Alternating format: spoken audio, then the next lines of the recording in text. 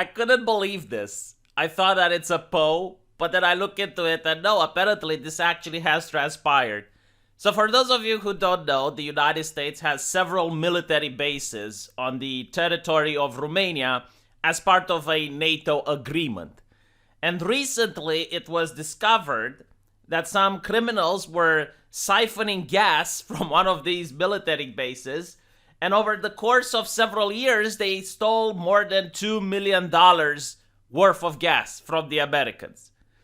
And, like when something like this happens, it's an international scandal. The Americans are upset because, yes, the Romanians have to guarantee the security outside of the military base. The Americans do guarantee the security within the base, but outside its Romanian jurisdiction. So it was the Romanian government which had to guarantee the security.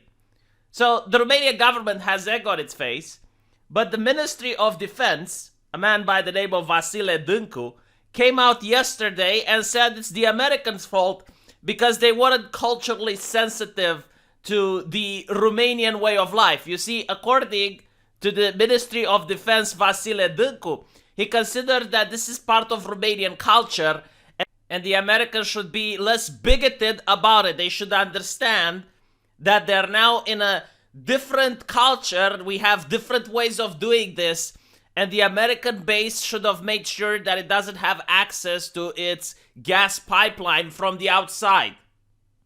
So I think that what the Minister of Defense is doing is highly cynical. It's using America's own rhetoric against it. Because yes, the government did mess up. They should have managed to secure the military base. But instead of just accepting responsibility and owning it, or at least blame it on a previous government, what they're doing is like, okay, America has this rhetoric of multiculturalism and they're willing to forgive certain transgressions just because, well, like for example, China, eating dogs and whatnot. Well, that's part of their culture, so we should just look the other way. And if that's the case, you can use that rhetoric in order to justify when things like this happen.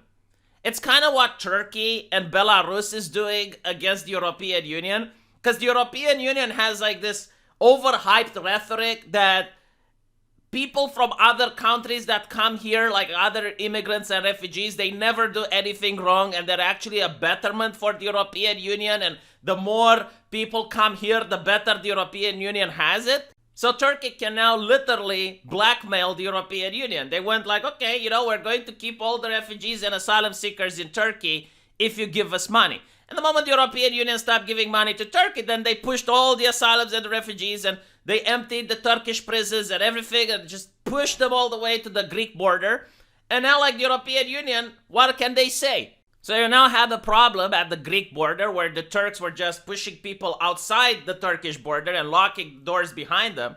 And you had people trapped in the no man's land, and the only place they could go was forward towards Greece. So what could the European Union say? I mean, their own rhetoric caused this problem.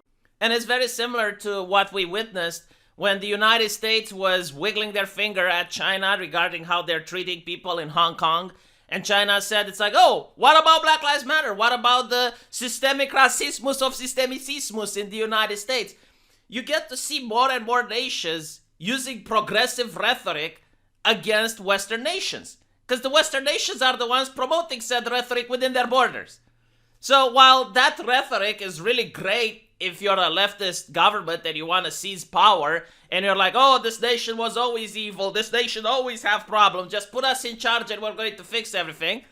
Well, when you deal with international events, other world leaders are going to say, why are you complaining at us for doing bad things? Like, you're the ones that says that your nations are inherently evil and they're founded on slavery and systemic racism. It's like, why are you looking at us? Leave us alone. Okay, you're no better. Who are you to judge? Because that's how international politics work. So there's a lot of cynicism now coming from other nations towards Western nations. Now, in the case of Romania, what the Ministry of Defense said is very offensive towards other Romanians. And everyone is looking at him now, and hopefully he's going to be made to resign over this shit. Because it's very insulting. You see, it's one thing when you have like a cynical rhetoric against another nation, and you don't offend anyone from within your country. Like, for example, Turkey isn't offending any Turks for allowing refugees to go to the European Union. China isn't offending any Chinese people when it points out that the United States is historically racist or whatnot. But when you are the Ministry of Defense of Romania and you noticed that for years criminal elements were siphoning gas from a military base that was American, and then you say, oh, well, this is part of Romanian culture, oh, blah, blah, blah, blah. I mean, you know, like the Americans are probably not going to tell you anything publicly, although they might have a thing or two to tell you behind closed doors. You know, all of a sudden you might see a couple of sanctions appearing here and there, and you don't know why this is.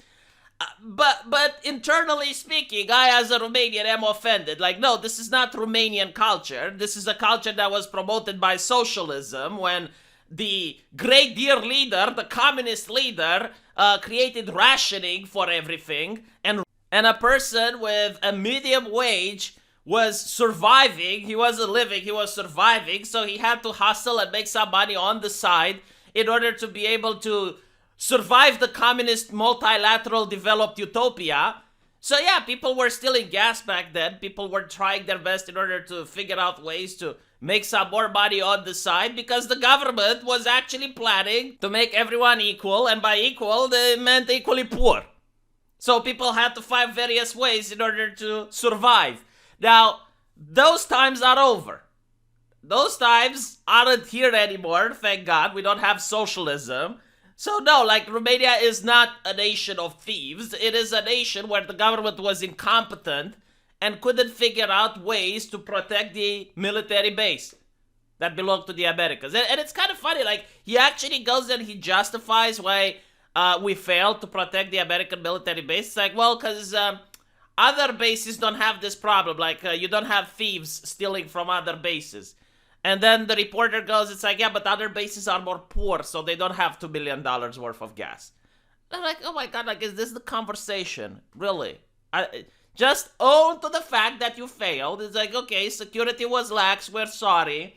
We're going to do better. We're going to find out a way how to pay back the American people. Like, that would have been the mature thing to do. But unfortunately, we don't have mature leaders anymore. Granted, you know, I'll give you this. If this was being discovered 5 years ago, $2 million wouldn't have been that much of a problem. Like, 5 years ago, you know, the Romanian country would have figured out a way in order to pay back the Americans. But we live in the age where we need to keep people safe and healthy, and we also need to protect the environment, and this costs a lot of money. So now, $2 million worth of gas is a lot more expensive than it used to be. Especially when, I believe, like, in the United Kingdom, they were saying that people might have to pay £1,000 per month in order to heat their homes. Like, that's the conversation we're talking about. And the prices in Romania are probably going to also skyrocket for heating people's homes.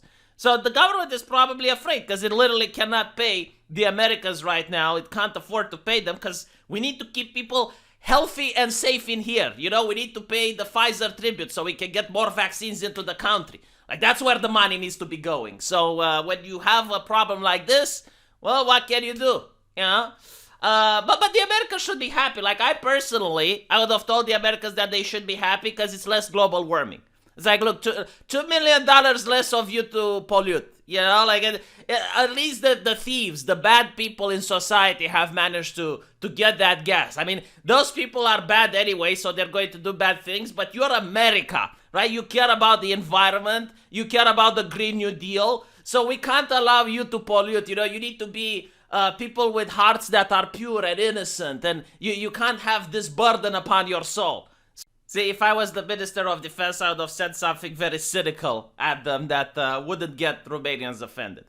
Although, to be honest, like, there's no reason to piss off the Americans, right? I mean, if you're China, I kind of get it because you're competing with them. But if you're Romania, America is your ally. There's no reason to try to piss them off. So just admit what happened was wrong and say, oh, we're going to figure out how to pay for it. We're going to have a commission. We're going to figure something out. And you just prolong this as long as humanly possible so that hopefully in the future they forget about you. That's the correct way to deal with it. That's the diplomatic way to deal with it. Just have the corporate way to deal with it. I guess we're going to investigate. We're going to figure out what happened. Let me know what you guys think, and I'll see you in the comment section. Take care.